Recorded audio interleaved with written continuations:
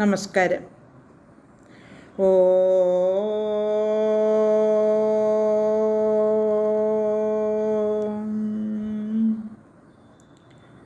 ഓ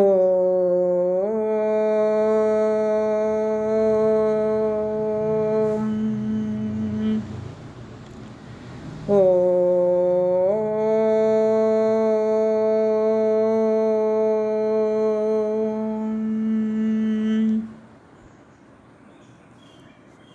ശ്രീമദ് വാൽമീകി രാമായണം.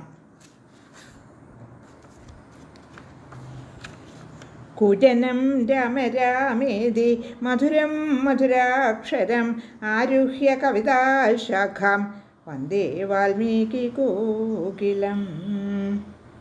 രാമായ രാമഭദ്രായ രാമചന്ദ്രായ വേധസേ രഘുനാഥായ നാഥായ സീതായ പതയേ നമഃ.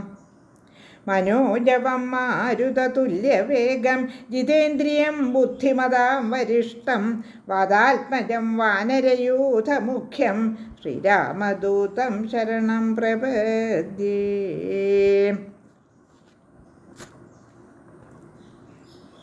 ശ്രീമദ് വാൽമീകി രാമായണം അയോധ്യാകാന്ഡം 99 സർഗത്തിലെ 32 വരെയുള്ള ശ്ലോകങ്ങൾ പാരായണം ചെയ്തിരുന്നു. ഇപ്പോൾ 33 തുടങ്ങി 42 വരെയുള്ള ശ്ലോകങ്ങൾ പാരായണം ചെയ്ത് അർത്ഥമൊന്ന് നോക്കാം. 99 സർഗത്തിലെ 33 ശ്ലോകം. അധാരയത്യോ വിവിധ ചിത്രാസു മനസഃ സദാ സോയം ജഡാഭാരമിമം സഹതേ രാഘവ കഥം. യസ്യ യജ്ഞൈര്യഥാദിഷ്ടൈർയുക്തോ ധർമ്മസ്യ സഞ്ജയഃ ശരീരക്ലേശസംഭൂതം സധർമ്മം പരിമാർഗതേ.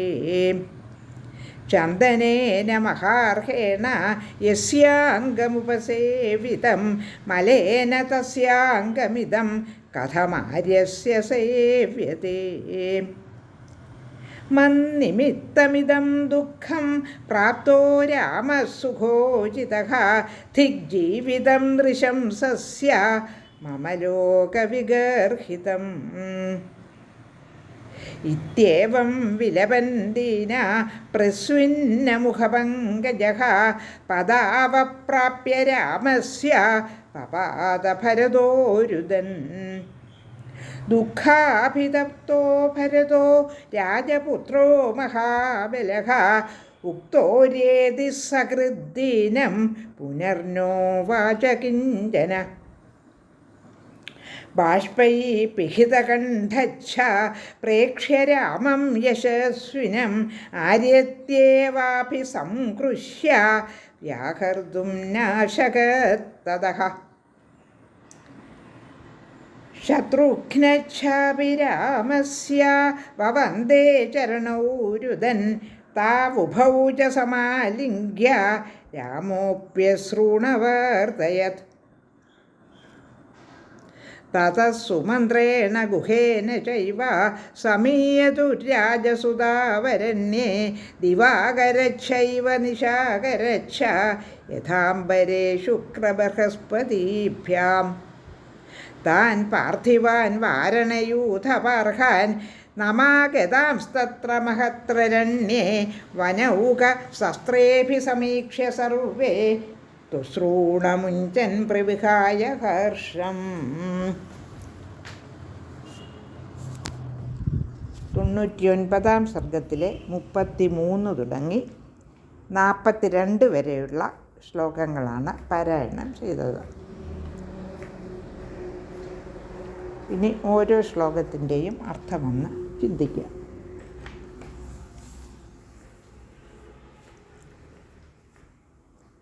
ശ്ലോകം 33 99 സർഗത്തിലെ.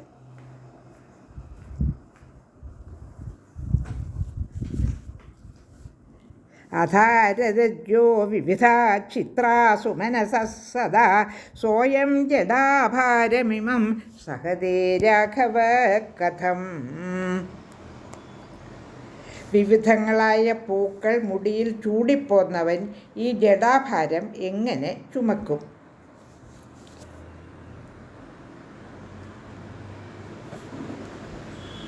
ശ്ലോകം 34. ശ്ലോകം 34. യസ്യ യജ്ഞൈര്യഥാദിഷ്ടൈർയുക്തോ ധർമ്മസ്യ സഞ്ചയഃ ശരീരക്ലേശസംഭൂതം സ്വധർമ്മം പരിമാർഗതേ.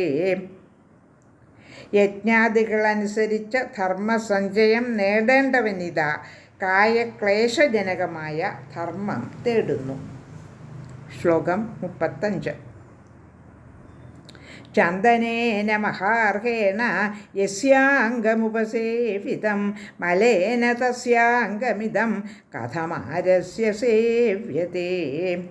ശ്ലോകം 35 അർത്ഥം: ചന്ദനം പൂശി അലങ്കരിക്കേണ്ട ശരീരത്തിൽ പൊടി പുരണ്ടിരിക്കുന്നു, ഇതെങ്ങനെ സഹിക്കും?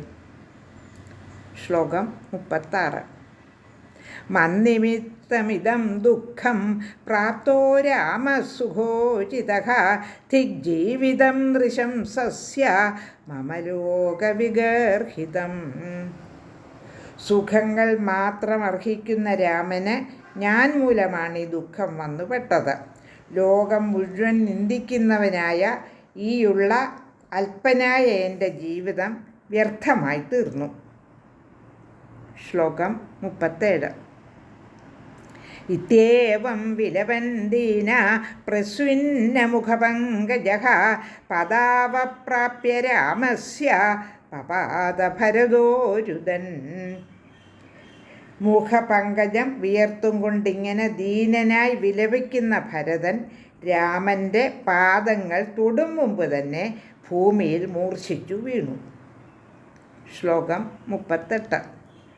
ദുഃഖാഭിതപ്തോ ഭരതോ രാജപുത്രോ മഹാബലഃ ഉക്ത്വാര്യേതി സഹൃദ്ദീനം പുനർനോവാച കിഞ്ചന. ദുഃഖാഭിതപ്തനായ മഹാബലനായ ആ ഭരതരാജകുമാരൻ ആര്യ എന്നു മാത്രം ഉച്ചരിച്ചതിന് ശേഷം മറ്റൊന്നും പറയുകയുണ്ടായില്ല. ശ്ലോകം 39. ബാഷ്പൈപിഹിതകണ്ഠച്ഛ പ്രേക്ഷ്യ രാമം യശസ്വിനം ആര്യേത്യവാഭിസംകൃഷ്യ വ്യാഹർത്തും ന ശകത്തതഃ. കണ്ണീർ കണ്ഠത്തിൽ തടഞ്ഞ് ഒന്നും മിണ്ടാനാകാതെ യശസ്വിയായ രാമനെ കണ്ട് ആര്യ എന്ന് നിലവിളിച്ചും കൊണ്ട് പിന്നൊന്നും മിണ്ടാനാവാത്തവനായി തീർന്നു ഭരതൻ. ശ്ലോകം 40.